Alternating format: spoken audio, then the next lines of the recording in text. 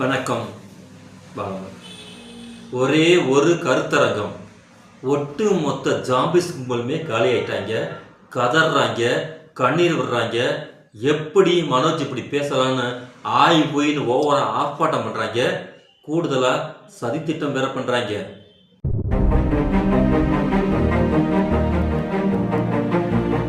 பெரியாரை விமர்சனம் செய்வது என்பது யாருக்கும் உரிமை இல்லை அப்படிலாம் நம்ம சொல்ல வரல. பெரியாரின் கருத்தியில எப்படி வேணாலும் விமர்சனம் பண்ணலாம், அது தனி மனித உரிமை. அந்த விமர்சனத்தை 100% நாம வரவேற்கிறோம். எந்த ஒரு கருத்தையுமே நாம விமர்சனம் பண்றதை வரவேற்கிறோம்.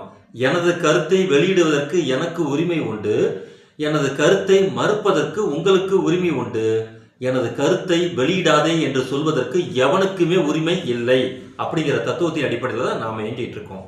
ஆனா அவதூறு பரப்புவது, கொச்சைப்படுத்துவது, இழிவுபடுத்துவது, அபாண்டமாக பொய்யுரை பரப்புவது, இந்த மாதிரிலாம் வேலை செஞ்சா அதற்கு நம்ம பதில் சொல்ல வேண்டியது நம்மளுடைய கட்டாயமான ஒரு வேலையா இருக்கு.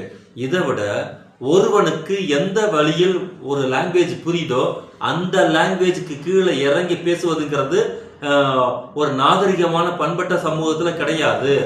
நாய் குறைக்கத்தான் செய்யும், அதற்காக நாமும் அதுக்கு தகுந்த போல் குறைக்க முடியுமா அப்படி இப்படின்னு மேலாண்மையான விஷயங்களை நம்ம நிறைய பேர் பேச கேட்டிருப்போம். ஆனா இப்ப இருக்கிறது நாய் இல்ல, நாயை விட கேடுகட்ட சொறி நாய் இருக்கு பாத்தீங்கல்ல. அந்த சொறி நாய்கள்லாம் இப்ப வந்துகிட்டு அரசியல் பேசுகிறோம் அப்படிங்கிற பேர்ல இந்த RSS இறக்கி விட்டுருக்கக்கூடிய களிசடை பன்னிகை இருக்கு பாத்தீங்களா, அந்த பன்னி கும்பலோட உருமல்களை தான் கொஞ்ச நாளா நம்ம பார்த்துட்டு இருக்கோம்.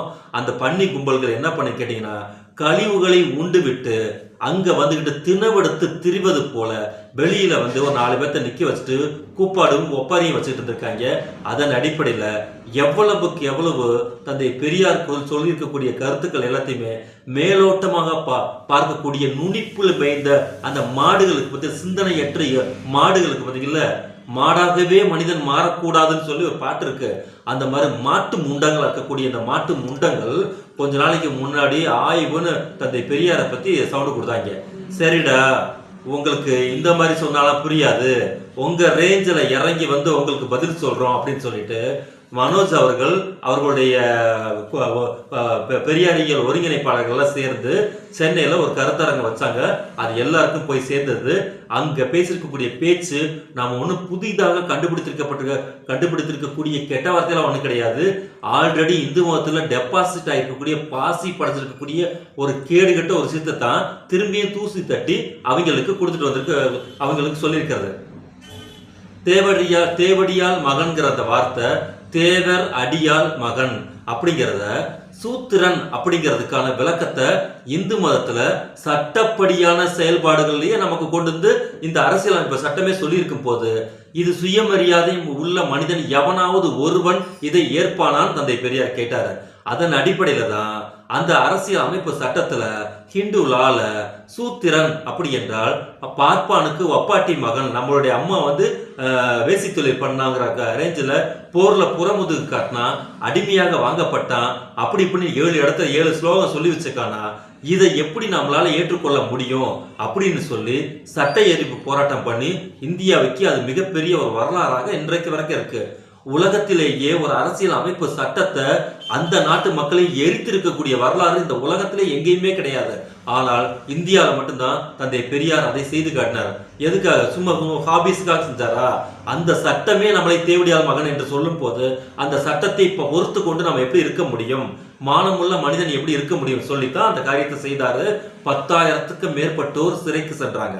அதே ஒரு இமேஜினேஷனை வச்சுதான், ஏண்டா தெருப்பொறுக்கி நீ ஒரு 3 வருஷம் நான் ஒரு ஆர்ப்பாட்டம் பண்ண போறேன், ஜெயிலுக்கு போகணும் வாடான்னு சொன்னா ஒரு நாய் கூட வராது. அதுவும் இல்லாம தந்தை பெரியாருடைய அம்மாவை கொச்சைப்படுத்தி கர்ப்பப்பையை அறுத்தறி அப்படி சொல்லும் போது, அறிவு கட்ட முண்டங்களே, இவை எப்பவுமே மேலோட்டமாக கொம்பு சீவி விடக்கூடிய வேலையை செய்வான். தந்தை பெரியார் என்றால் உங்க அம்மாவுக்கு என் புருஷனான்னு கேட்கிறான். RSS பெற்றெடுத்த குழந்தைகள்னு சொன்னா திரும்ப எங்க அம்மாவுக்கு என்ன பிரசவம் பார்த்தாரான்னு கேட்கிறான். எவ்வளவு தூரம் என்னுடைய மண்டைக்குள்ள பாசிச சாண்டி படைஞ்சிருக்கு அப்படிங்கிறத மட்டும் பாருங்க. இந்த பாலியல் தெருப்பொறுக்கி இருக்கான் பார்த்தீங்களா, கேடுகிட்ட தெருப்பொறுக்கி எந்த ரேஞ்சுக்கு இறங்கி வந்திருக்கான்னா, அவன் ஆரம்ப காலகட்டத்தில் எப்படி தந்தை பெரியாரை பேசினாங்கிறது இப்ப பயங்கரமா சோசியல் மீடியால வைரல் ஆகிட்டு இருக்கு. அப்போ இவன் காசுக்காக பீய கூட தின்னக்கூடிய கேடுகட்ட எச்ச ஜென்மங்கிறத ஒவ்வொரு நாளும் நிரூபிச்சிட்டு இருக்கான் அப்படிங்கிறது மக்கள் மத்தியில அம்பலமாகிட்டு இருக்கு. பாவம், இவனுக்கு பின்னாடி இருக்கக்கூடிய அடி முட்டாள்கள் இருக்காங்க பார்த்தீங்களா, இவன் ஒரு சாதாரண முட்டாள், இவனுக்கு பின்னாடி இருக்கிறவன் அடி முட்டாள் இருக்கான் பார்த்தீங்களா, அவன் வெறி கொண்டு போய் ஜாபீஸ் மாதிரி வெறி கொண்டு போய் அவன் தந்தை பெரியாரை கொச்சைப்படுத்தக்கூடிய வேலையை செஞ்சுக்கிட்டு இருக்காங்க. ஆனால் ஒவ்வொரு நாளும் அந்த காய்த்த மரம் கல்லடி படுங்கிற மாதிரி தந்தை பெரியாரால் பலன் பெற்றிருக்கக்கூடிய இந்த சமூகத்தில் இருக்கிறவன் அவனுக்கு ஒரு விஷயமும் தெரியாம கொம்பு சீவப்பட்டதுனால இவன் அதிகபட்சமாக தந்தை பெரியாரை தூற்று கொண்டு இருக்கிறான். வரலாறு என்பது பகுத்துண்டு பல்லுயிர், அதாவது வரலாறுங்கிறது என்னதுன்னு கேட்டுட்டீங்கன்னா, உன்னுடைய அறிவுக்கு நீ சிந்தித்து பார். யாரு என்னென்ன கருத்துக்களை சொன்னாலும் ஓ அறிவுக்கு சிந்திச்சு பாருனா, தந்தை பெரியார் வந்துட்டு நான் சொல்வதே அப்படியே நம்பு அப்படி சொல்லவே இல்லை. அவர் சொல்லியிருக்கக்கூடிய கருத்துக்கள் அனைத்தும் அவங்க ஆய்வுக்கு உட்படுத்தி பார்க்கும்போது அந்த வரலாற்றில் அவர் செய்திருக்கக்கூடிய மாபெரும் தத்துவம் என்னன்னு கேட்டனா, இந்த இனத்திற்கான எதிரியை காட்டி கொடுத்தார். அண்ணல் அம்பேத்கர் கூட இதை நம்ம குறைத்து மதிப்பிடல. அவர் அனைத்தும் அந்த அண்ணல் அம்பேத்கரை வந்துகிட்டு மிகப்பெரிய அளவுக்கு எதிரியை புத்தகமாக அதென்ன எதிரியை வந்துகிட்டு மிகப்பெரிய அச்சிட்டு வச்சுட்டார், மிகப்பெரிய தத்துவ நூல்களாக வச்சுட்டார். இவன் தான் உனக்கு எதிரி, இவன் ஒன்னா நம்பர் அயோக்கிய பெயர் பார்ப்பானால தான் இந்த சமூகம் பாலடைஞ்சு போச்சு சீலடைஞ்சு போச்சுன்னு சொல்லி புக்கா போட்டு வச்சுட்டார். ஆனால் தந்தை பெரியார் என்ன பண்ணாரு கேட்டீங்கன்னா, வெகு ஜன மக்கள் இருக்கான் பார்த்தீங்கன்னா, அந்த காலகட்டத்தில் இருக்கக்கூடிய அறிவில்லாத அந்த அறிவை பயன்படுத்த முடியாத கல்வி அறிவில்லாத அந்த மக்கள்கிட்ட போய் அவன் ரேஞ்சில் பேசும்போது அவனுக்கு சுருக்குன்னு இருந்தது. எந்த இடத்துல குத்துனா வலிக்குங்கிறத மாதிரி அவருடைய லாங்குவேஜில் வந்துட்டு அவர் எளிமையாக பேசும்போது தான் அப்போ மக்களுக்கு புரிய ஆரம்பிக்குது. ஆமா, நம்மளை கடவுளை காட்டி ஏமாத்தினவே இந்த அயோக்கிய பையதான். எல்லா மதத்துக்காரங்களும் இருக்காங்க, அவங்க வந்துகிட்டு வாசி என்னை தொடாத, தொட்டா பாவம் தீட்டுன்னு சொல்லல, வேணா அந்த மதத்துல இருந்து வேணா என்கிட்ட இந்த மதத்துக்கு வா, உனக்கு அல்லா பாத்துக்குவாரு ஏசு பாத்துக்குவாரு சொல்றாங்களே ஒழிய, நீ தொட்டா தீட்டாயிரும், நீ தேவடியா மகன், நீ வந்து பொது குளத்தை தண்ணி எடுக்க கூடாது, பிள்ளைகளை படிக்க வைக்க கூடாது, பாப்பா வயசுக்கு வரதுக்கு முன்னாடியே பிள்ளைகளை வந்து கல்யாணம் பண்ணி வச்சிடணும், பொம்பளை பிள்ளைகள்லாம் தேவடியா குணம் படைச்சவாங்கன்னு சட்டம் எழுதி வச்சிருக்கக்கூடிய இந்த கேடுகட்ட இந்து மதத்தின் இந்த சனாதன தர்மத்தில் இருக்கக்கூடிய சட்டத்தை எப்படி நாம வந்துகிட்டு பொறுத்துக்கிட்டு இருக்கிறதுன்னு சொல்லி ஒவ்வொரு மக்கள்கிட்டையும் போய் தந்தை பெரியார் பிரச்சாரம் பண்றார். தந்தை பெரியாருடைய பிரச்சாரம் என்பது மக்கள் மன்றத்தின் மீது மட்டும்தான் நம்பிக்கை வைத்திருந்தார். வேற எந்த மன்றத்தின் மீதும் அவருக்கு நம்பிக்கையே கிடையாது. சட்டமன்றங்கள், நீதிமன்றங்கள், அந்த மன்றங்கள், இந்த மன்றங்களின் மீதெல்லாம் அவருக்கு நம்பிக்கையே கிடையாது. ஆனா போராட்டம், சட்ட ரீதியான போராட்டத்தை அடையாளப்படுத்துவார். ஆனால் தந்தை பெரியார் 100% மக்கள் முன்னால தான் கொண்டு போய் பேசினார். அப்போ அவர் மக்கள் முன்னாடி பேசும்போது சுய லாபத்துக்காக அவர் எதையுமே எதிர்பார்க்கல. எனக்கு ஓட்டு வேண்டாம், உன்னுடைய தயவு எதுவுமே எனக்கு வேண்டாம், ஆனால் இருக்கக்கூடிய இடம் ரொம்ப மோசமானது, உன்னை பார்ப்பான் வந்து ரொம்ப ரொம்ப கீழ்மட்டத்தில் வச்சிருக்கான், ஜாதியால உன்னை தேவடியாமான்னு வச்சிருக்கான்னு சொல்லி ரொம்ப அட்டபாடல இருக்கிறதா சொல்லி தந்தை பெரியார் சொல்லவும் அவை வந்து தந்தை பெரியாரின் வார்த்தைகளால் சுயமரியாதையை பெற்று சிந்திக்கக்கூடிய திறனையே பெற்றான்னு கூட சொல்லலாம். அப்போ ஆமா, இவன் நம்மள வஞ்சிச்சிருக்கான்னு சொல்லி பார்ப்பானை எதிரி என்று அடையாளம் காண்கின்றான். அந்த வேலையை இந்தியாவில் ஒரு இயக்கமாக கட்டமைச்சிருக்கக்கூடிய வேற எந்த தலைவருமே கிடையாது. நிறைய தலைவர்கள் போராடினார்கள், அவர்கள் இறங்கி போராடினார்கள். தந்தை பெரியார் ஒருவர் மட்டும்தான் தான் மற்றும் இந்த இயக்கத்தில் இருக்கக்கூடிய தோழர்களை உருவாக்குறார்.